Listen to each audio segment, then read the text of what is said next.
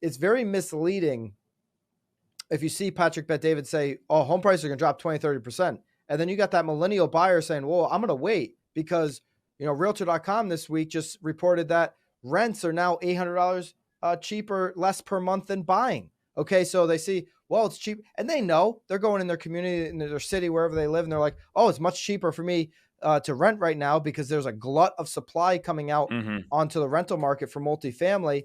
And I'm just going to go rent a house and start saving and wait for this 20, 30% drop. But what people aren't telling everyone on TikTok and on Instagram Reels is that the 20 to 30% drop isn't happening if you're buying a starter home at, as NAR reports, $370,000 in this country. That $370,000 home is not going to be $300,000 tomorrow. It's not happening. First of all, the owner has so much equity in that house, and they're likely at a two, if they're in that price range, they're likely at a 2.5% to 3.5% interest rate on that house. They're going to give it away to you for $300,000. The 20 to 30% drop for millennials is not happening. So, the 59% in the Now BAM article, which we'll link all the articles down below if you want to get access to them, that says, they're saving more money for a home. Okay, you're going to save more money, but don't anticipate a 20 to 30% drop at the end of it. How much are you going to save? I mean, what is your rate of savings? Because and that's what concerns me a little bit about what millennials are hearing. We've got 28% here. They just postpone home shopping altogether.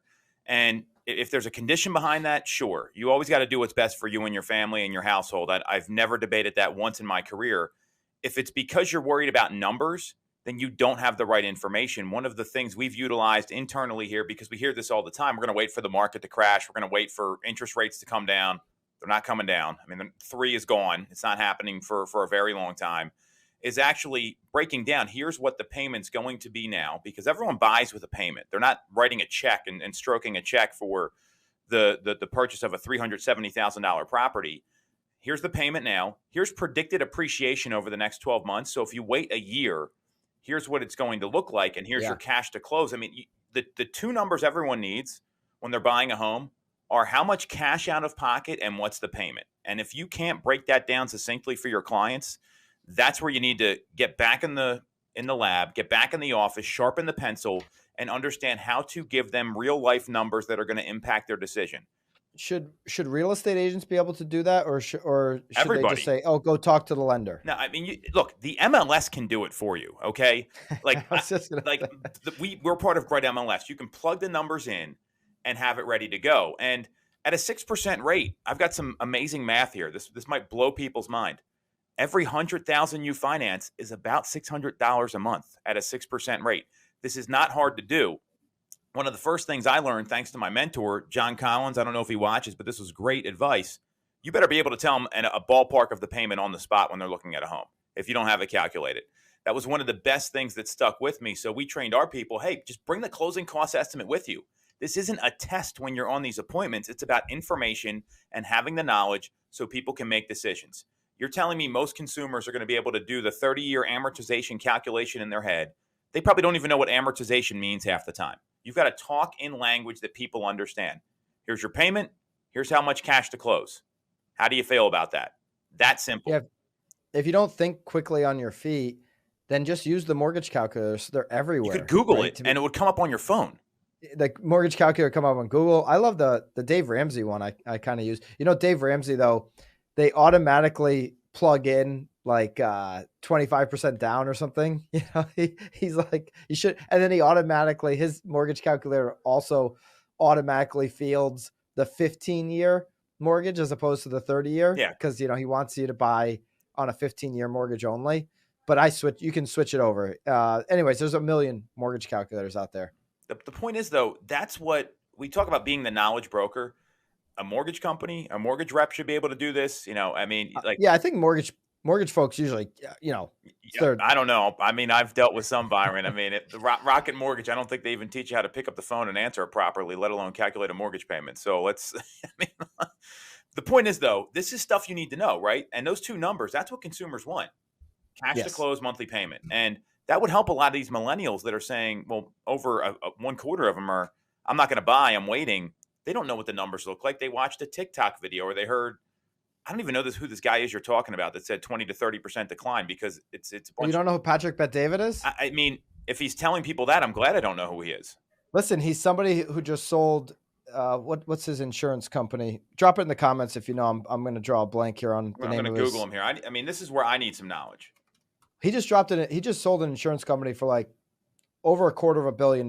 Like big Patrick Bet-David, PBD. He does the PHP PBD podcast. agency. Got it. Okay.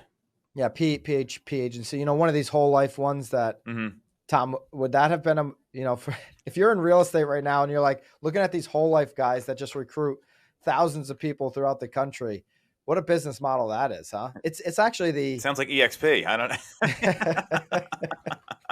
It's actually it's the greatest downline thing going. These companies are huge that these guys built. But anyways, I like Patrick Bet-David a lot. One of the most savvy, business entrepreneur content guys out there. Just some great interviews across the board, different personalities and all of that. But yeah, he's like passionate about this 20 to 30% drop in home prices. So, he keeps telling people, Tom, I'd like your take on this. He says, hey, if you're buying a house right now, and he just use a ballpark number, if the asking price is $1 million, you should offer $700,000 today because the end of next year, it's going to be a 30% drop. Is that good advice for home shoppers? Not if you want to get the house.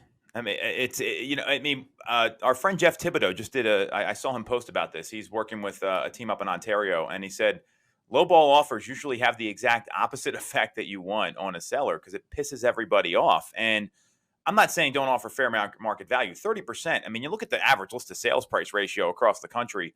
It's anywhere, the fourth quarter, it was like 96 to 97% in most markets. Now it's some places back over 100. I mean, sure. I mean, I'd probably buy it for a 30% discount sight unseen and just make it an investment property. I mean, it's insane. Goldman Sachs at the start of the year had an outlook for home prices of declining, negative 6.1%. Okay. So they had U.S. home prices going down just over 6%. They said we lost 4% at the end of the year. And they were talking about, a 10% decline in U.S. home prices. So well off from the 20 or 30 that Patrick Bet-David is talking about. Goldman Sachs just this week revised that outlook. Goldman Sachs came out and said, no, it's actually going to be negative 2.6% for U.S. home prices in 2023. And oh, by the way, that decline we had in 2024, we're revising that. And we think we're going to be up 1% by the end of 2024. So if you just look at the next 24 months, Goldman Sachs is saying we're only going to go down maybe 1.5% over the next 24 months on U.S. home prices. Nowhere in there is there's a 20 to 30% drop outside of maybe a local market or two. We're talking about those four that they're saying is going to drop the over 20%. That remains to be seen. But outside of a local market dynamic overall, especially as it relates to those median price points, there is no chance of a 20 to 30% drop happening anytime soon.